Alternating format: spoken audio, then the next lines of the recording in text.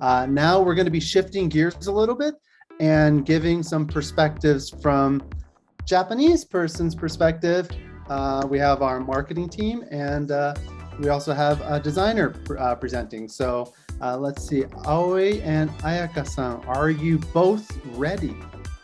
Yes, I'm ready. Yes, we are. So yeah, from this part, we are going to present about Japanese design trend from a Japanese marketing perspective. So yeah, please look forward to it. In this session, we have two speakers, including me. So let me introduce myself a little bit. I am Aoi Omori. I am marketing specialist at Bitrax, and I have been working here for almost 3 years.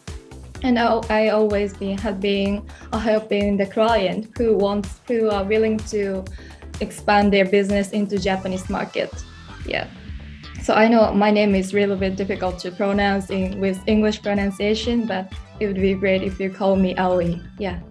Also, we have the another speakers, Ayaka. So Ayaka, please introduce yourself a little bit. Yeah, of course. Hi everyone. I'm Ayaka, and I'm a marketing associate here at Bitrax, and I'm doing market research and localization for the US and Japanese clients. Thanks for attending here in person and virtually too. So let's have fun today. Yeah, thank you. Thank you, Ayaka. So in this session, is divided into 3 parts, and one part will be covered by me, and other 2 parts will be presented by Ayaka. And we are going to cover some Japanese trend from the both perspective of marketing overview and also a Japanese design trend with some actual campaign examples. Yeah. For my part, I'm going to introduce about mindfulness and chill out. Yeah, I am sure that these 2 words are really similar to an English person, but also in Japan, these 2 words are really getting popular among younger generation, especially. Yeah. So before moving on before jumping into a detail, I want to cover the market trend first. Yeah. On the left side in this slide, as we can see, the market size of mindfulness related service in Japan has been getting bigger and bigger. And when it comes to the market size, it's compared to 2020 and 2023. It's getting bigger 5.7 times from 3 years. And also when it comes to the number of people who are interested in using mindfulness service, it's also getting bigger and bigger. The 1.93 million users in 2020 to 9.35 million users in 2023. And also regarding the light side of this slide, in Japan, there is an energy drink like Red Bull, the name Chill Out. And its company reported that the sales of Chill Out has been increasing 5.3 times more sales compared to 2020 and 2021. So we can see that both mindfulness and Chill Out has been getting more popular in Japan. Yeah. Behind this market trend, we can see the needs to find a way to increasing stress tolerance in Japan. And also the reason why we need to find a way to increasing stress tolerance is the biggest one is the COVID-19 pandemic situations. Yeah, as lots of you may feel, the new types of we have been facing new types of stress, such as staying at home or working at home or uncertain economic outlooks. And to deal with these kind of new types of stress, we needed to find a way to deal with our stress or relieve our stress or how to keep ourselves positive. Yeah. And also that even if we are not expecting specific stress, some of us would like to spend more time slowly and want to have more time to relax in this age of information overload. Yeah.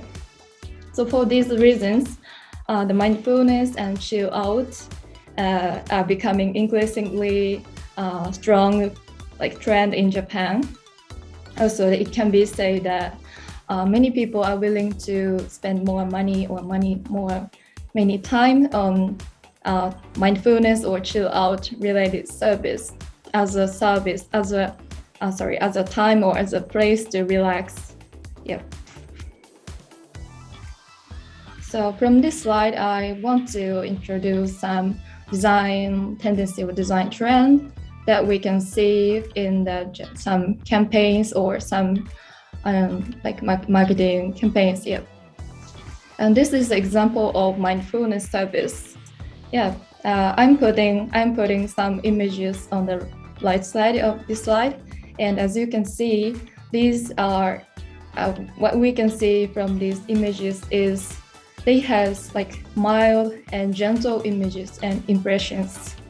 And also looking at the color, it's really pale color and lighter color, and also it's used the gradation color. Yeah. And also when we look at the objectives in the design, we can see curvy design or round design in this UI or in these images, and that design reminds us of gentle heartbeat or heart rate. So this is also bring us the images of mindfulness feeling as well. Also, this is just for your information, but in Japan, the image of mindfulness is really associated with yoga or meditations or self-reflection especially. So that's the interesting thing in Japanese culture. Yeah. Also, yeah, let's move on to chill out. So I am showing some example of chill out related event or some posters. Yeah. Yeah, as you can see, this first impression I got from these images was it's so playful. Yeah, and also kind of the literal feeling. Literal feeling is also what I felt from these images. Yeah, and the color is really pop, but it's not so vivid. That's the key point, I think. And also looking at the objective, as we can see hand drawing illustration is used to all the images that I have right now. So and by using hand drawn style illustration brings us playful or cuteness or some stuff like that, and yeah, some stuff like that. This is exactly chill means. Yeah. And also all the images has character or mascot, and that's not actual people or actual model. And this is also brings us on some playfulness or cute atmosphere. Yeah. Also, this is the other thing is that image of in terms of chill out is really associated with sauna or camping or a hybrid of both. So that's these kind of things are really on trend in Japan right now. Yeah. So from here, I want to take over to Ayaka. So yeah, thanks, Zoe. Yep. Yeah, okay. For my part, I'll talk about hair removal and personal color and body types in the context of diversity trends. So let's jump into the first part. Yep. First, I'll talk about the market size and market trends. As you can see in the graph, the aesthetic salon industry market size is quite large in Japan, and the market size for the hair removal salon is about 22% of all the aesthetic salon sales. Yeah, please go to the next slide. Yep, and a fairly high percentage of people know that the hair removal salon or clinic But to do or not changes quite remarkably by gender. Like women are more willing to do it, but do the hair removal than men. Yeah, and please go back to the slides. Thank you. For women, the most popular body parts to remove hair is the underarm. And for men, you may be surprised to hear this, but half of them, those are willing to remove their hair, says they want to remove their mustache. Yeah. So why Japanese tend to remove their hair when they want to remove their hair is that they want to be seen clean or sophisticated by others. So they select body parts where it can be seen by others, such as underarms, arms, legs, faces, etc. The point here is that the Japanese tend to put higher priority on other people's eyes, like how others look at myself or yourselves. Yeah. And also, especially the desire to save time for self-care and to be more confident by being the way you want to be. Yeah, there's also that desire. And let's move on to the creative examples here. These are for the women's hair removal salon or clinic creative examples. The 4 creatives above are the creatives for the salon, and the 2 creatives below are for the clinic. The point is that all of them have the popular female models or the actress on the posters or ads, and also has eye-catching headlines. What's interesting here is that all of them don't emphasize too much of their brand name or salon name or clinic name the most. I think the reason for this is price, and quality and service won't change drastically between each salon and clinic, so they need to attract customers' attention by like eye-catching headlines or using popular models. Yeah. And also as for the clinics, they tend to show their prices. Please look at the below 2 creatives. They tend to show their prices because the clinic hair removal is very effective, but tends to be more expensive than the salon hair removal. That's why they show their prices to like reassure customers and not to be excluded just because they're a clinic and they are thought to be too expensive. Yeah. So please move on to the next slide. These are creatives for men's hair removal salons and clinics. There are 2 points to mention here. The first, almost all the creatives show men's models, headlines, and prices. And second point, almost all of these models are Japanese comedian or talents. So for the first point, men tend to think more realistic when purchasing, especially beauty products or services, than women.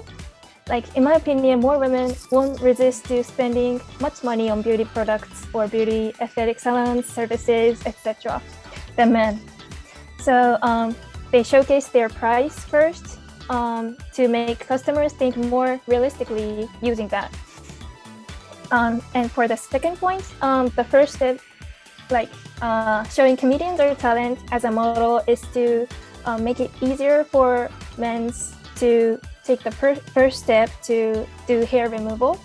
They may feel more familiar than seeing like men's actors or models, because they think models and actors are far beyond their beauty interest level, I think. Yeah, so these points are focusing on removing men's insecurity for hair removal for Japanese men, because not many men are used to it in Japan for now. So this could be their first step to do hair removal, as I mentioned in the first part. Yeah, so please move on to the next part.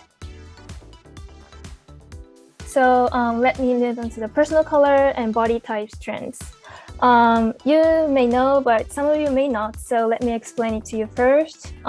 Personal color is a method of diagnosing colors that suit you based on your body colors like skin, eye, hair, etc.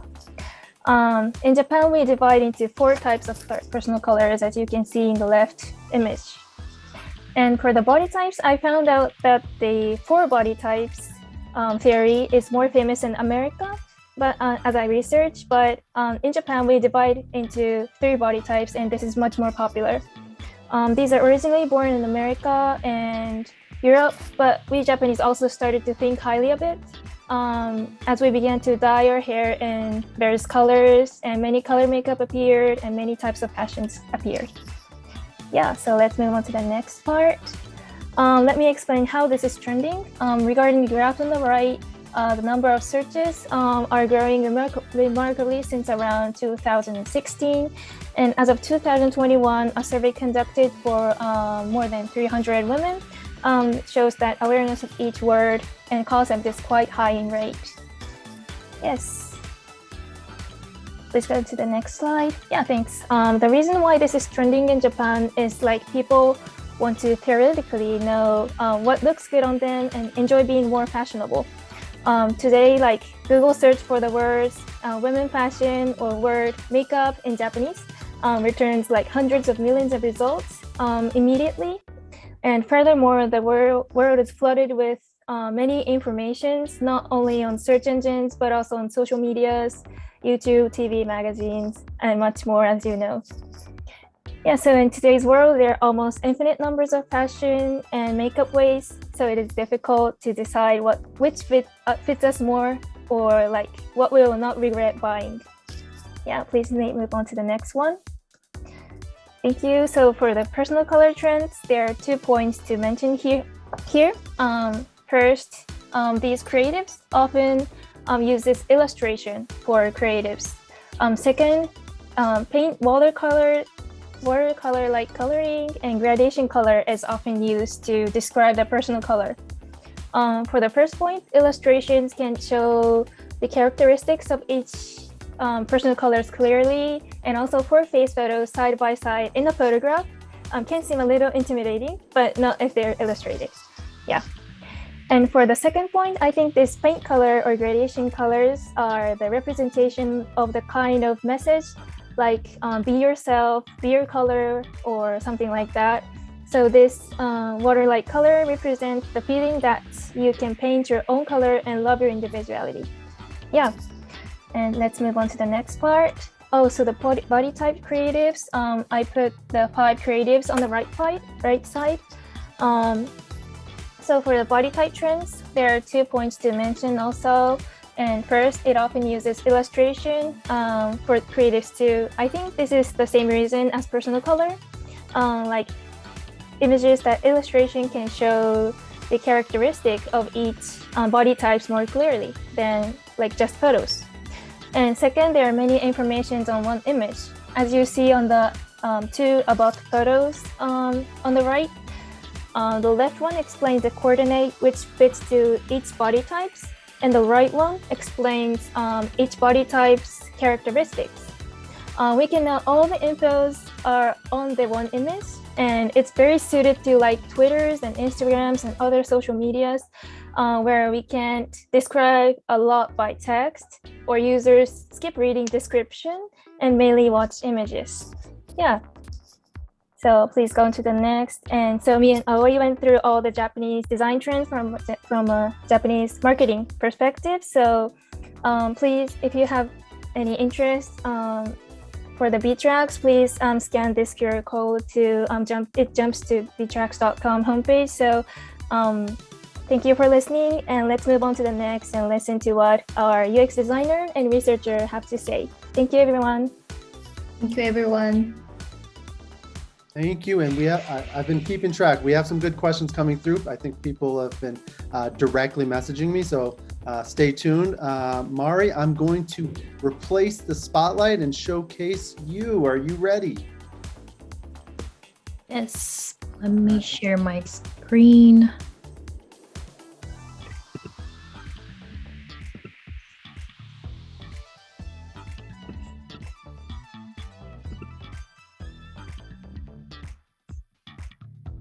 Okay, so am I showing my screen okay? Great, thank you so much. So hi everyone, I am Mari Kimata and I am a UX designer / researcher in Beatrix. I am located in Tokyo, so I'm speaking from Tokyo today. Today I will be talking on a topic of Japan design trends through the eyes of a Japanese UI UX designer. To be honest, since we have social media and internet today, you can get any kind of information right when you want to. I feel like design trends doesn't have much of a big difference between the US and Japan.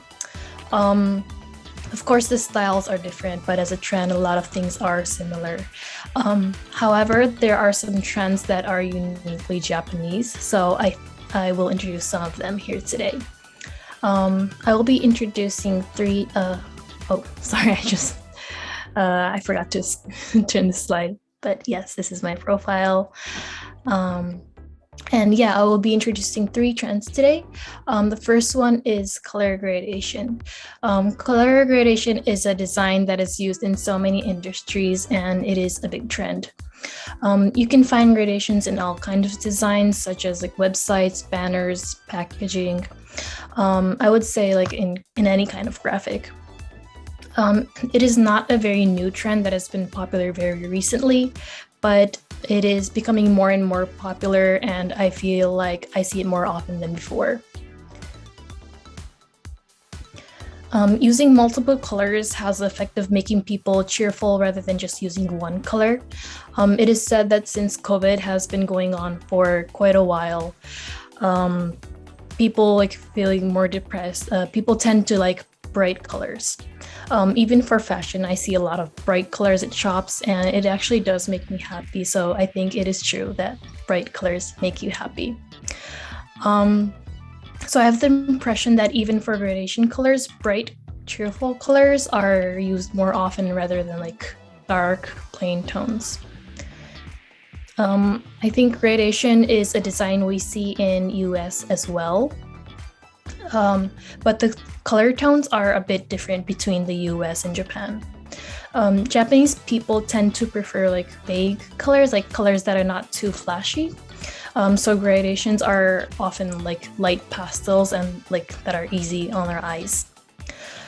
So the balance of the color being bright but not too flashy are the colors that makes it like Japanesey or like Japanese-ish. Yeah, so here are some recent websites that has gradation colors. The first one that I'm showing right now is a website for the 100-year anniversary of a Japanese publisher company called Shogakukan. It's a very popular company in Japan, like they publish dictionaries, comics, all kind of books. And the next one, this one is a website of a women's like underwear brand. And this one is a website of a cosmetic brand. I think this is a good example of a common Japanese gradation. The pink gets light as it goes down, but it's only a very slight change.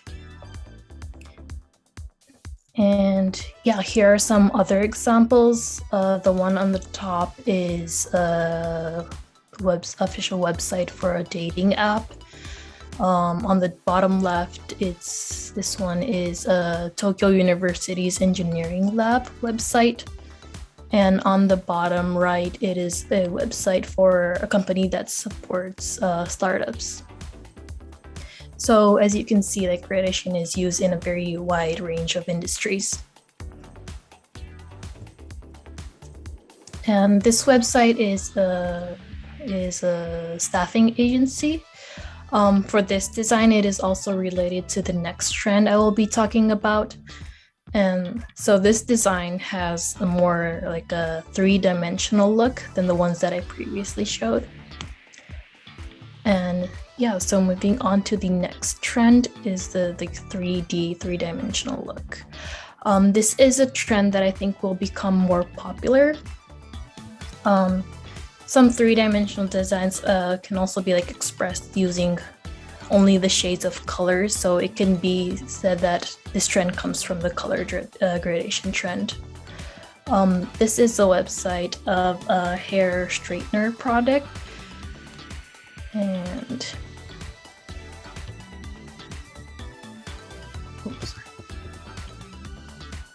And this one is the website for a design agency in Japan.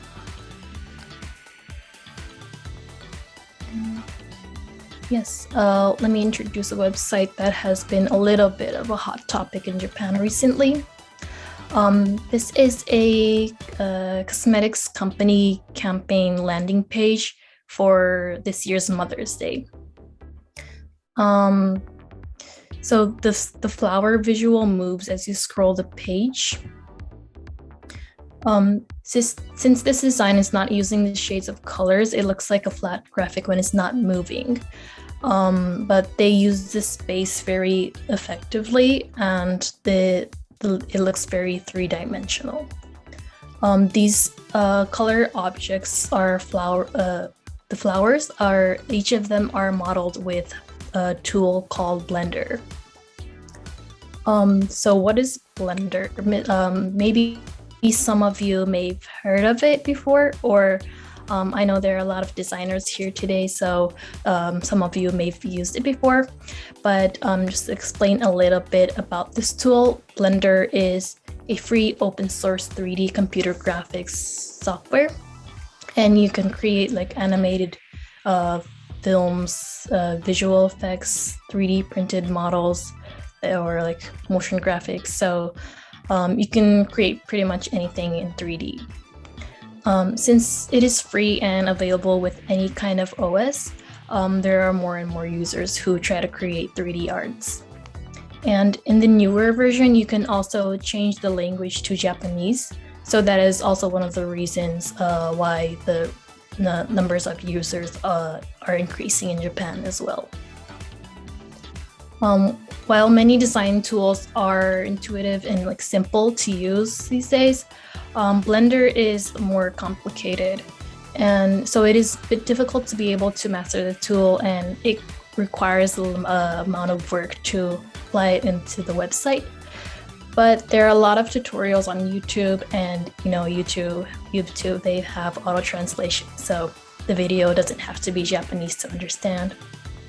And I heard there are a lot of like Japanese online communities to share tips and work, so the user population is increasing. In Japan, there are still not much examples of Blender being used for websites, but I expect to see more and more of them in the future as these tools become more popular. Yeah, I think using Blender, you could be able to show graphics more like rich and stylish. And moving on to the last trend, anime, the last trend is from a completely different perspective that I thought might be interesting. Anime is also trending as a part of design in Japan today. It is becoming more prominent in a stylish way. Some of you may think anime is originally from Japan, so is there such thing as the trend? What I feel is that until recently, there was a division in Japan between those who watched anime and those who didn't. However, the number of people who watch anime is increasing recently. Even those who've never used to watch anime started to watch. And I think there are a lot of factors, but one reason is that the many illustrations are more beautiful, and it has a very sensitive touch to it, so you can enjoy it as a visual art. Mari, it looks like you're frozen. Is the screen still showing, I think, the Blender slide? Oh. Can you hear my voice? Yeah, we can hear you okay. Oh, now it's showing anime as a design trend. Okay. I'm sorry if it's... I think my Wi-Fi is a little bit weak today. Okay.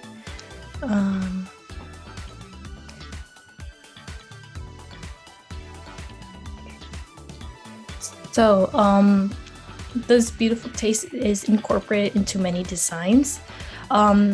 So not only people enjoy anime as an entertainment, but also the style of anime is being incorporated into design. Especially the fashion industry now has a very big influence. There are many fashion brands collaborating with anime. So I'd say like wearing anime is now a design trend in the fashion industry.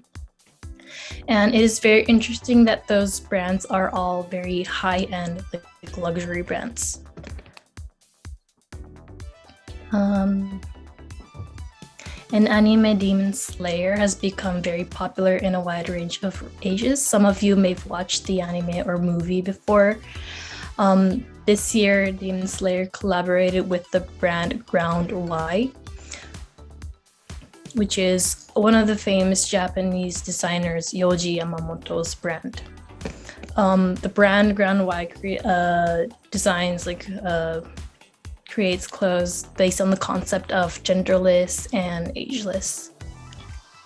So here's the visual of the official website of the collaboration of the anime Demon Slayer and Ground Y.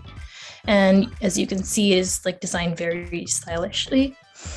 Other popular anime also collaborated with high brands,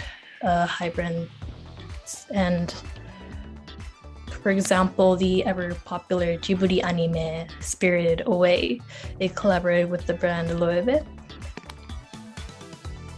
And moving on to the next page.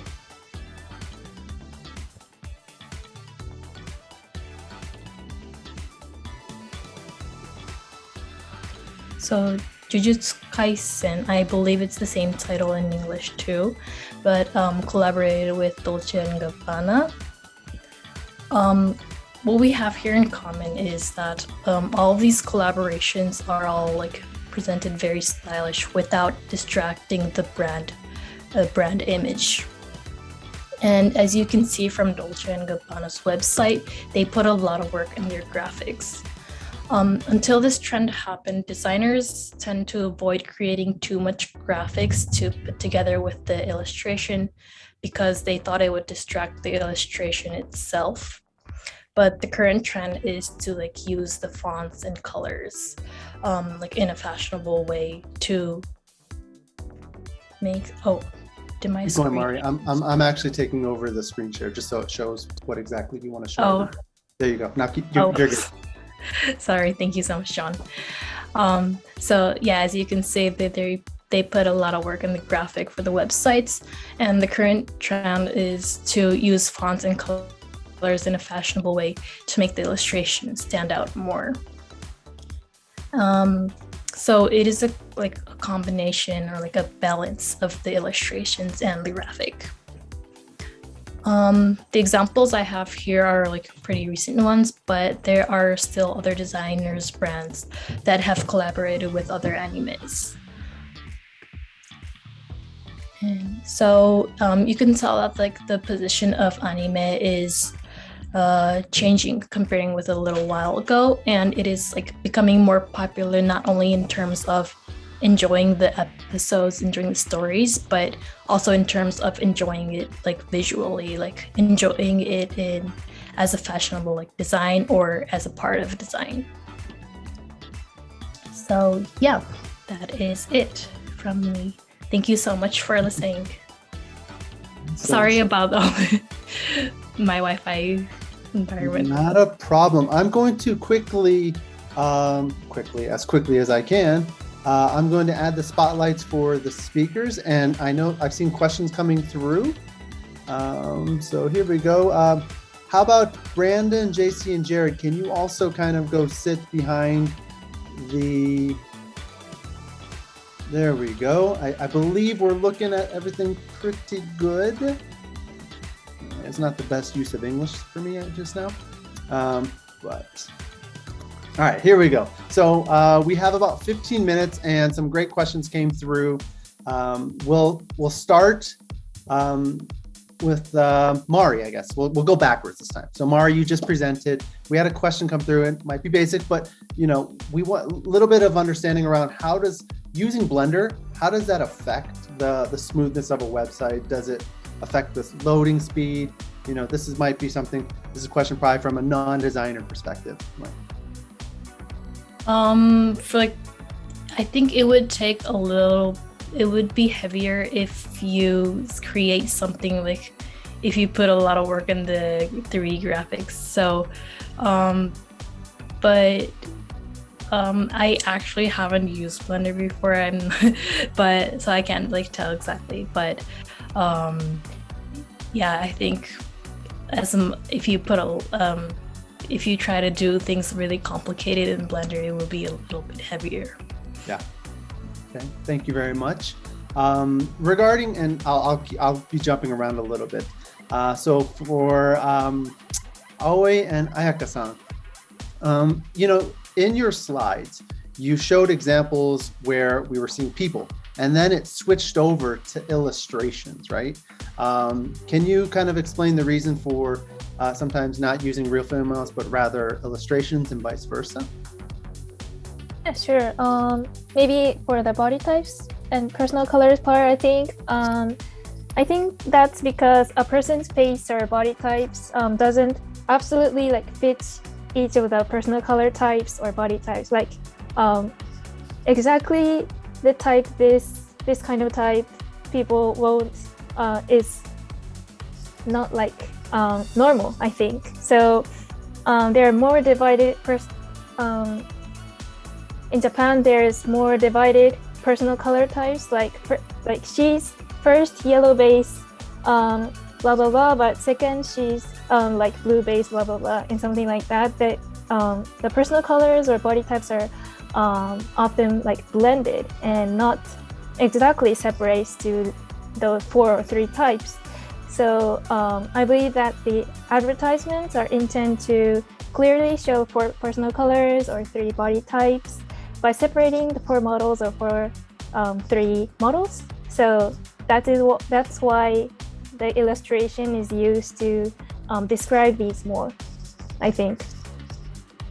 Okay. I mean, it was from an American perspective, right? It was really quickly understood that the idea of body types in Japan is much different than the US when you're looking at illustrations, images, ads, and things like that. So that kind of was like something that I wasn't aware of. And we actually even worked with, by the way, everybody, when we were working on the slides, right? Like in Japanese, Ayaka naturally was saying more like skeletal types.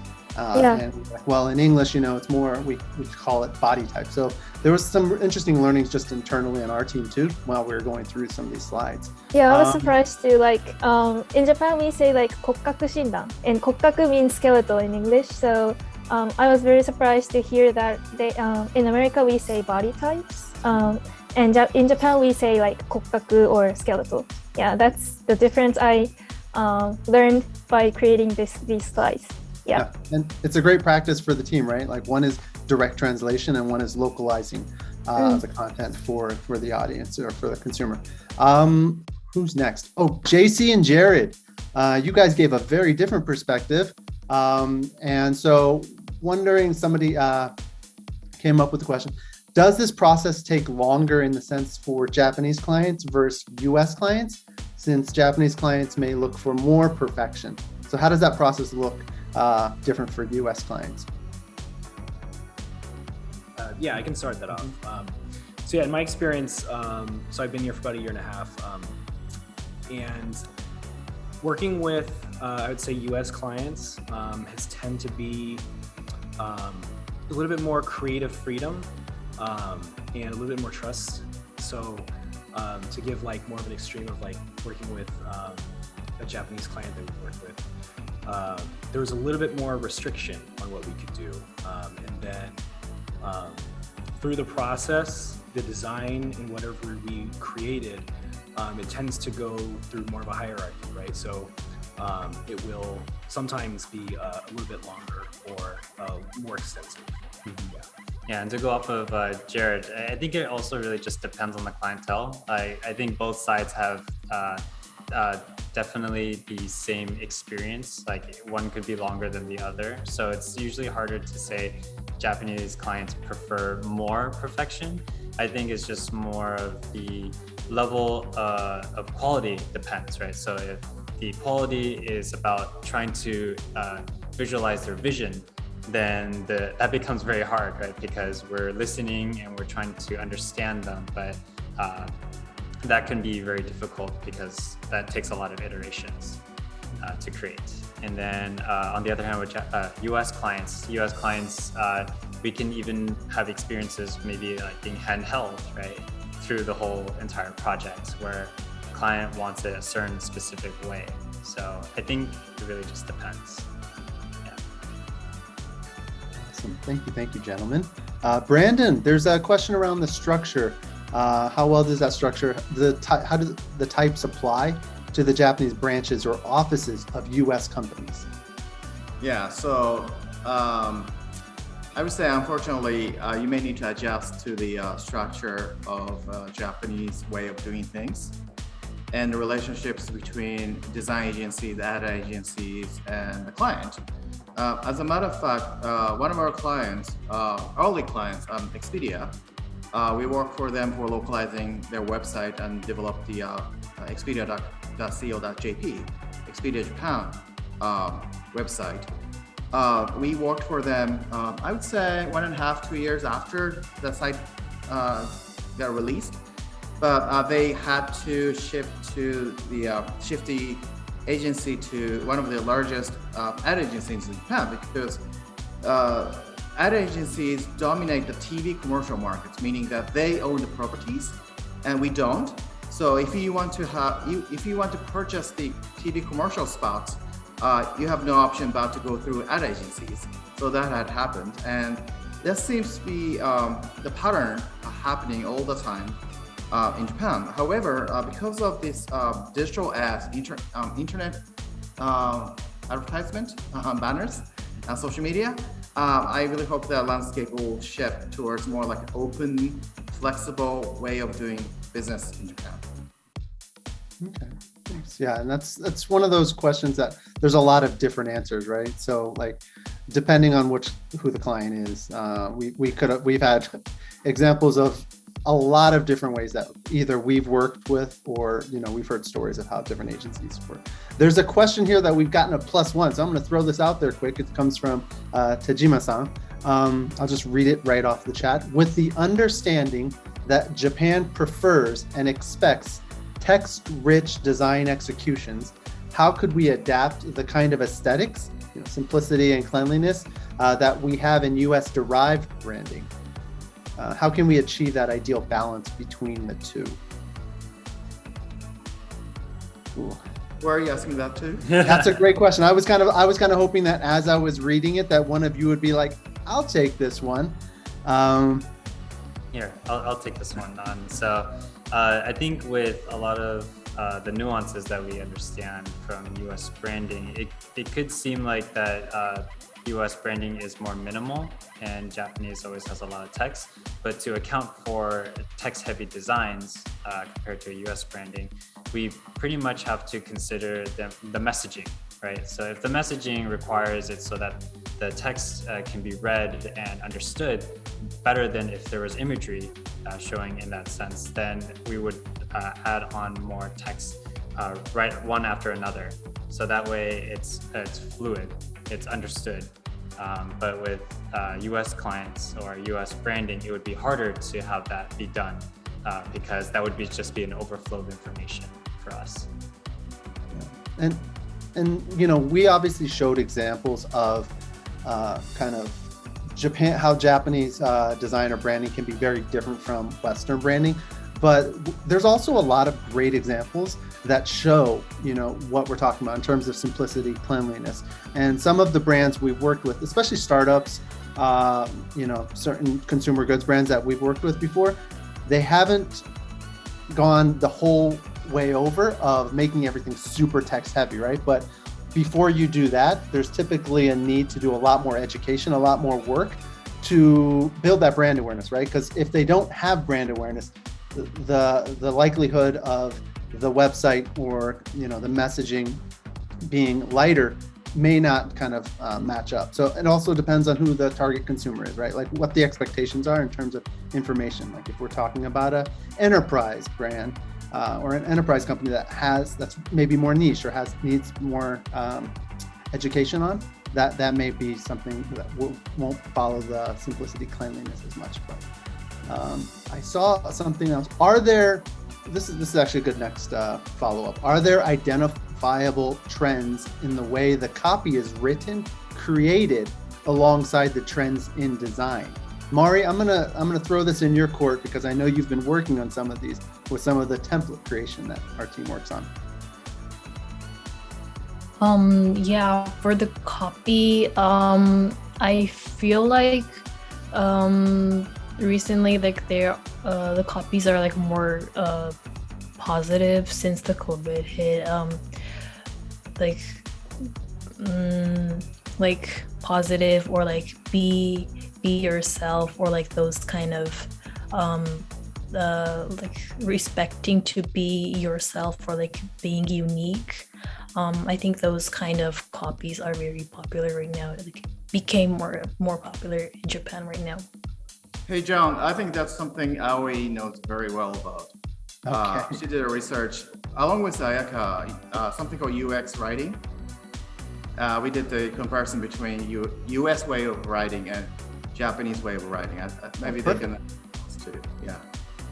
Yeah, I basically agree with Mari. And yeah, in Japan, just be yourself, and it's good to be yourself, or some stuff like that. Some kind of messages is getting really mainstream, and also the design will be more like positive, or playful images is really frequently seen in any industry in Japanese market. Yeah, that's my opinion. So. Okay. And it kind of follows through if anybody's interested in reading more about that. Adobe Stock does their kind of annual creative trends forecast, and this is the first year where there's a Japan specific trends, and so I think that aligns with what we've just kind of discussed also. You can find that online. We also wrote a blog post about it. I see a question from JB, who many of the B-Tracks team know. I'll just read the whole thing again. Thanks for educating me on some of your interesting observations. Would like to know, when do you personally choose to intentionally break with these conventions? So Brandon, do you have any thoughts on that? Because I mean, typically we will bring you into these conversations if there needs to be a break with any convention. Yeah, I think that's a tough question.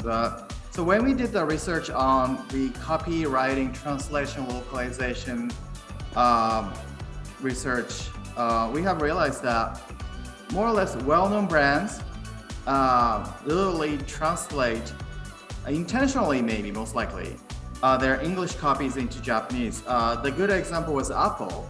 So Apple says like, hello new iMac.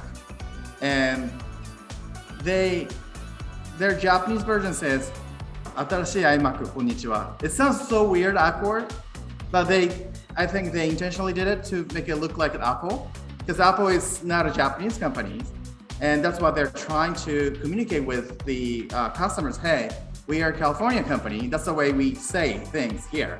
So you gotta have to adapt to our way of doing things, because they have a brand leadership there.